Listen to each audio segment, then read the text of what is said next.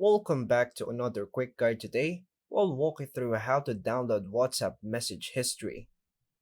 Here are the detailed steps to download your WhatsApp message history on your mobile device. Part 1. Back up your chat to Google Drive. First is to open WhatsApp. Tap the three dots in the top right corner. Choose Settings from the menu. Then tap Chats. Tap Chat Backup. Tap Google Account. Choose the Gmail account where you want the backup saved or add one.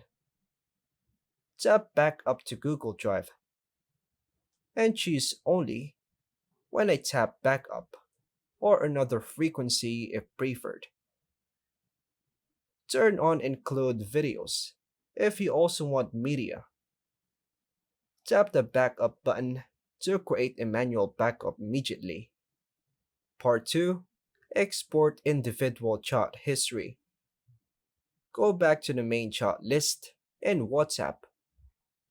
Open the individual or group chat you want to download to. Tap the three dots, then tap More, then Export Chat. Choose Without Media or Include Media. Select a method to save or send the file. For example, Gmail, Google Drive, Files, or Bluetooth. And that's all for now, folks. Thanks for watching.